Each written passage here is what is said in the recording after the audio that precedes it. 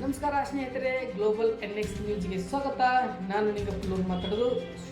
ನೋಡಿ, ದೇಶದ ರಾಜಕೀಯದಲ್ಲಿ ದಿನಕ್ಕೊಂದು ಹೊಸ ತಿರುವು ಸಿಗುತ್ತಿದೆ. ಕೇವಲ 4-5 ದಿನಗಳಲ್ಲಿ ಇಡೀ ದೇಶದ ಯುವಜನತೆಯ ಗಮನ ಸೆಳೆಯುವ ಕಾಕ್ರೋಚ್ ಜನತಾ ಪಾರ್ಟಿಯ ಅಥವಾ ಜಿರಳೆ ಜನತಾ ಪಾರ್ಟಿ ಅಸಲಿ ಕಥೆ ಏನು? ಒಂದು ಕಡೆ ಈ ಪಾರ್ಟಿ ಫಾಲೋವರ್ಸ್ ಸಂಖ್ಯೆ 2 ಕೋಟಿ ದಾಟಿದರೆ, ಮತ್ತೊಂದು ಕಡೆ ಪ್ರಸಿದ್ಧ ಚುನಾವಣಾ ವಿಶ್ಲೇಷಕ ಪ್ರದೀಪ್ ಗುಪ್ತಾ ಅವರು 2034ರವರೆಗೂ ದೇಶದಲ್ಲಿ ಬಿಜೆಪಿಯದ್ದೇ ಪ್ರಾಬಲ್ಯ ಇರಲಿದೆ ಎಂದು ಬಾಂಬ್ ಸಿಡಿಸಿದ್ದಾರೆ. ಇತ್ತ ಕರ್ನಾಟಕದಲ್ಲಿ ಸಚಿವ ಸ್ಥಾನಕ್ಕೆ ಶಾಸಕರು ಹೈಕಮಾಂಡ್ ಮೆಟ್ಟಲೇರಲು ಸಜ್ಜಾಗಿದ್ದಾರೆ. ಈ ಎಲ್ಲ ಪ್ರಮುಖ ಸುದ್ದಿ ಕಂಪ್ಲೀಟ್ ಅನಾಲಿಸಿಸ್ ಇಂದಿನ ವಿಶೇಷ ವಿಡಿಯೋದಲ್ಲಿ ನೋಡೋಣ. ಬನ್ನಿ ವಿಡಿಯೋದಲ್ಲಿ ಮುಂದಿರೋಣ. ನೋಡಿ ಸ್ನೇಹಿತರೆ, ಮೊದಲನೇದಾಗಿ ಈಗ ದೇಶಾದ್ಯಂತ ದೊಡ್ಡ ಸುನಾಮಿ ಆಗಿರುವ ಕಾಕ್ರೋಚ್ ಜನತಾ ಪಾರ್ಟಿ CJP ಬಗ್ಗೆ ಮಾತನಾಡೋಣ. ಕೇವಲ 24 ಗಂಟೆಗಳಲ್ಲಿ ಇನ್ಸ್ಟಾಗ್ರಾಮ್ನಲ್ಲಿ ಬರೋಬ್ಬರಿ 40 ಲಕ್ಷ ಫಾಲೋವರ್ಸ್ ಹೆಚ್ಚಿಸಿಕೊಂಡ ಈಗ 20 ಮಿಲಿಯನ್ ಅಂದರೆ 2 ಕೋಟಿ ಫಾಲೋವರ್ಸ್ ಗಡಿಗೆ ದಾಟಿ ನಿಂತಿದೆ. ಈ ಪೇಜ್ ಇದರ ಸಂಸ್ಥಾಪಕ ಅಭಿಜಿತ್ ದೀಪ್ ಅನ್ನೋರು ಇತ್ತೀಚೆಗೆ ಬಿಜೆಪಿಯನ್ನೇ ಅನ್ಫಾಲೋ ಮಾಡುವ ಅಭಿಯಾನಕ್ಕೆ ಕರೆ ಕೊಟ್ಟಿದ್ದರು. ಆದರೆ ಅದು ಉಲ್ಟಾ ಹೊಡೆದು ಬಿಜೆಪಿಗೆ ಫಾಲೋವರ್ಸ್ ಸಂಖ್ಯೆ ಹೆಚ್ಚಾಗಿದೆ. ಆದರೆ ಈ ಕಾಕ್ರೋಚ್ ಪಾರ್ಟಿ ದೇಶದಲ್ಲಿ ಯುವಜನತೆಯ ಅಸಮಾಧಾನವನ್ನು ಎತ್ತಿ ತೋರಿಸುತ್ತದೆ. ಮುಖ್ಯವಾಗಿ NEET ಪ್ರಶ್ನೆ ಪತ್ರಿಕೆ ಸೋರಿಕೆ, ಪರೀಕ್ಷಾ ಅಕ್ರಮಗಳು ವಿರುದ್ಧ ಈ ಮೆಸೇಜ್ ಭಾರೀ ಧ್ವನಿ ಎತ್ತಿದೆ. ಶಿಕ್ಷಣ ಸಚಿವರ ರಾಜೀನಾಮೆಗೆ ಆಗ್ರಹಿಸಿ ಲಕ್ಷಾಂತರ ಸಹಿಗಳು ಸಂಗ್ರಹ ನೀಡುತ್ತಾ ಇದೆ. ಈ ನಡುವೆ ಅಭಿಜಿತ್ ದೀಪ್ಗೆ ಕೊಲೆ ಬೆದರಿಕೆಗಳು ಕರೆಗಳು ಬರುತ್ತಿವೆ ಎಂದು ಅವರು ಪೋಸ್ಟ್ ಮಾಡಿದ್ದಾರೆ. ಬಿಜೆಪಿ ನಾಯಕ ಈ ಪೇಜ್ ಫಾಲೋವರ್ಸ್ನಲ್ಲಿ 49% ಪಾಕಿಸ್ತಾನದವರಿದ್ದಾರೆ ಎಂದು, CJP ಮುಖ್ಯಸ್ಥರು 94% ಭಾರತೀಯರಿದ್ದಾರೆ ಎಂದು ವಾದಿಸುತ್ತಿದ್ದಾರೆ. ಆದರೆ ಅಧಿಕೃತ ಡೇಟಾ ಬರುವವರೆಗೂ ಯಾರ ಮಾತನ್ನು ನಂಬಲು ಸಾಧ್ಯವಿಲ್ಲ. ಆದರೆ ವಿಪಕ್ಷಗಳು ನಾಯಕರಾದ ಶಶಿ ತರೂರ್, ಮಹುವಾ ಮೊಹಿತ್ರಿ, ಅಖಿಲೇಶ್ ಯಾದವ್ ಸೇರಿದಂತೆ ಹಲವರು ಆನ್ಲೈನ್ ಚಳವಳಿ ಮುಕ್ತವಾಗಿ ಬೆಂಬಲಿಸುತ್ತಿದ್ದಾರೆ. ಕರ್ನಾಟಕದಲ್ಲೂ CM ಸಿದ್ದರಾಮಯ್ಯನವರು ಇದಕ್ಕೆ ಬೆಂಬಲ ವ್ಯಕ್ತಪಡಿಸಿದ್ದಾರೆ ಎಂದು ಬಿಜೆಪಿ ನಾಯಕ KG ಬೋಪಯ್ಯ ಆಕ್ರೋಶ ವ್ಯಕ್ತಪಡಿಸಿದ್ದಾರೆ.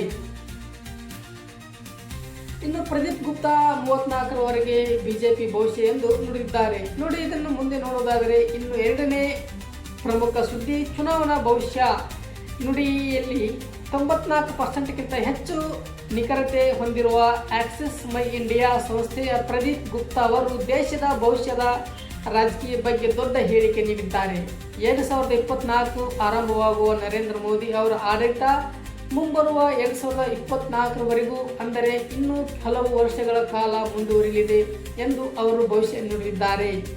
70ರಿಂದ 80ರ ದಶಕದಲ್ಲಿ ಕಾಂಗ್ರೆಸ್ ಪಕ್ಷ ಹೇಗೆ ಏಕಸ್ವಾಮ್ಯ ಅಥವಾ ಮೊನೊಪೊಲಿ ಅನುಭವಿಸುತ್ತದೆಯೋ ಈಗ ಬಿಜೆಪಿ ಸ್ಥಾನಕ್ಕೆ ಬಂದು ನಿಂತಿದೆ. ವಿರೋಧ ಪಕ್ಷಗಳು ಚೇತರಿಸಿಕೊಳ್ಳಲು ಸುದೀರ್ಘ ಸಮಯ ಬೇಕಾಗುತ್ತದೆ. ಸರ್ಕಾರದ ಸಾಧನೆ ಉತ್ತಮವಾಗಿರುವ ತನಕ ಬಿಜೆಪಿಯ ಸೋಲಿಸುವುದು ಕಷ್ಟ ಎಂದು ಪ್ರದೀಪ್ ಗುಪ್ತಾ ಹೇಳಿದ್ದಾರೆ. ಮತ್ತು ಮೋದಿ ಮೆಲೋನಿ ಚಾಕ್ಲೇಟ್ ವಿವಾದ ಮತ್ತು ಐತಿಹಾಸಿಕ ಪುಟಗಳು ಸೇರಿವೆ. ಮುಂದಿನ ವಿಷಯ ಪ್ರಧಾನಿ ನರೇಂದ್ರ ಮೋದಿ 5 ದೇಶಗಳ ವಿದೇಶಿ ಪ್ರವಾಸ. ಈ ರಾಜಕೀಯದಲ್ಲಿ ದೇಶದ ಹಿತಾಸಕ್ತಿ ಸಂಬಂಧಿಸಿದ ಹಲವು ಒಪ್ಪಂದಗಳಾಗಿವೆ. ಆದರೆ ನಮ್ಮ ದೇಶದ ರಾಜಕೀಯದಲ್ಲಿ ಚರ್ಚೆಯಾಗುತ್ತಿರುವುದು ಮಾತ್ರ ಇಟಲಿ ಪ್ರಧಾನಿ ಜಾರ್ಜಿಯಾ ಮೆಲೋನಿ ಅವರಿಗೂ ಮೋದಿ 50 ರೂಪಾಯಿಯ ಮೆಲೋಡಿ ಚಾಕ್ಲೇಟ್ ಕೊಟ್ಟ ವಿಚಾರ. ನೋಡಿ, ಈ ಮೆಲೋನಿ ಅವರು ಇದನ್ನು ರೀಲ್ಸ್ ಮಾಡಿ ಹಾಕಿದ್ದೇ ತಡ. ಇಲ್ಲಿ ಕಾಂಗ್ರೆಸ್ ನಾಯಕರಾದ BK ಹರಿಪ್ರಸಾದ್ ಅವರು 75 ವರ್ಷದ ಮುದಿಯ ಸಣ್ಣ ವಯಸ್ಸಿನ ಪ್ರಧಾನಿಯ ಜೊತೆ ರೊಮ್ಯಾಂಟಿಕ್ ಫೋಟೋ ತೆಗೆಸಿಕೊಳ್ಳುತ್ತಿರುವುದು ನೋಡಿದರೆ ನಗು ಬರುತ್ತಿದೆ ಎಂದು ವಿವಾದಾತ್ಮಕ ಮಾತನಾಡಿದ್ದಾರೆ. ರಾಜಕಾರಣ ಈ ಮಟ್ಟಕ್ಕೆ ಇಳಿಯಬಾರದು ಸ್ನೇಹಿತರೆ. ಈ ವಿಚಾರಕ್ಕೆ ಚಾಕ್ಲೇಟ್ ನೋಡಿದಾಗ ನಮಗೆ ಐತಿಹಾಸಿಕ ನೆನಪಾಗುವುದು 1994ರಲ್ಲಿ ಪಂಡಿತ್ ಜವಾಹರ್ಲಾಲ್ ನೆಹರು ಅವರು ಲಂಡನ್ಗೆ ಭೇಟಿ ನೀಡಿದಾಗ ಮಧ್ಯರಾತ್ರಿ ರಹಸ್ಯವಾಗಿ ಎಡ್ವಿನಾ ಮೌಂಟ್ ಬ್ಯಾಟನ್ ಅವರ ಮನೆಗೆ ಹೋಗಿ ಫೋಟೋ ಲಾಗಿನ್ ಫೋಟೋ ತೆಗೆಸಿಕೊಂಡಿದ್ದರು. ಆಗಿನ ಲಂಡನ್ ಪತ್ರಿಕೆಗಳು ಮುಖದಲ್ಲಿ ಪ್ರಕಟವಾಗಿದ್ದ ದೊಡ್ಡ ಸದ್ದು ಮಾಡಿತ್ತು. ಮಾಜಿ ಪ್ರಧಾನಿಗಳು ಕಾಲದಲ್ಲಿ ಸರ್ಕಾರಿ ವಿಮಾನಗಳಲ್ಲಿ ಮೊಮ್ಮಕ್ಕಳ ಬರ್ತ್ಡೇ ಕೇಕ್ ಕಟ್ ಮಾಡಿದ್ದು, ಪಿಕ್ನಿಕ್ಗಾಗಿ ಯುದ್ಧ ನೌಕೆಯನ್ನು ಬಳಸಿದ್ದು ಇದನ್ನು ದೇಶ ನೋಡಿದೆ. ಹೀಗಿರುವಾಗ ಕೇವಲ ಒಂದು ಚಾಕ್ಲೇಟ್ ಕೊಟ್ಟಿದ್ದಕ್ಕೆ ಈ ಮಟ್ಟದ ಮಾಡುವುದು ಎಷ್ಟು ಸರಿ? ಇದರ ಬದಲು ರಷ್ಯಾ ಮತ್ತು ಯುರೋಪಿಯನ್ ದೇಶಗಳ ಬಗ್ಗೆ ಜೊತೆಗಿನ ವಿದೇಶಾಂಗ ನೀತಿ ಬಗ್ಗೆ ಚರ್ಚಿಸಬೇಕಾಗಿತ್ತು ಅಲ್ಲವೇ? ನನ್ನ ಅಭಿಪ್ರಾಯ.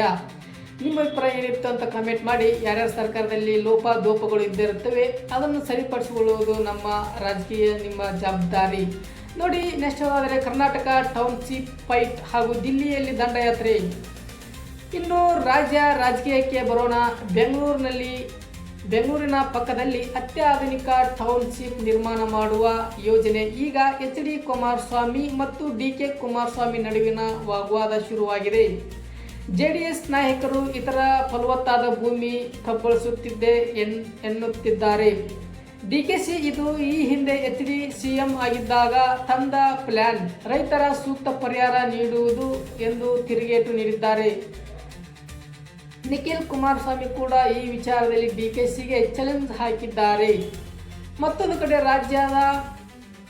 ರಾಜ್ಯದ ಕಾಂಗ್ರೆಸ್ ಸರ್ಕಾರದ 3 ವರ್ಷ ಪೂರೈಸುತ್ತಿರುವ ಬೆನ್ನಲ್ಲಿಯೇ ಸಚಿವ ಸ್ಥಾನಕ್ಕೆ ವಂಚಿತ ಹಿರಿಯ ಶಾಸಕರ ಅಸಮಾಧಾನ ಸ್ಫೋಟಗೊಂಡಿದೆ. ಸುಮಾರು 30ರಿಂದ 35 ಶಾಸಕರು ತಂಡ ದಿಲ್ಲಿಗೆ ಹೊರಟಿದ್ದು, ಹೈಕಮಾಂಡ್ ನಾಯಕರಾದ KC ವೇಣುಗೋಪಾಲ್ ಮತ್ತು ರಾಹುಲ್ ಗಾಂಧಿ ಅವರನ್ನು ಭೇಟಿ ಮಾಡಲಿದ್ದಾರೆ. ಶಾಸಕ ಬೇಳೂರು ಗೋಪಾಲ್ ಕೃಷ್ಣ ಅವರು 15 ದಿನಗಳ ಗಡುವು ನೀಡುತ್ತೇವೆ, ಇಲ್ಲದಿದ್ದರೆ ನಮ್ಮ ಮುಂದಿನ ತೀರ್ಮಾನವೇ ಬೇರೆ ಎಂದು ಬಹಿರಂಗವಾಗಿ ಎಚ್ಚರಿಕೆ ನೀಡಿದ್ದಾರೆ. ಸರ್ಕಾರಕ್ಕೆ ಬಹುಮತವಿದ್ದರೂ ಶಾಸಕರ ಅಸಮಾಧಾನ CM ಸಿದ್ದರಾಮಯ್ಯ ಮತ್ತು DKC ತಲೆನೋವು ಪರಿಣಮಿಸಿದೆ. ಮತ್ತು ರಾಜ್ಯಸಭಾ ಚುನಾವಣಾ ರಣತಂತ್ರ.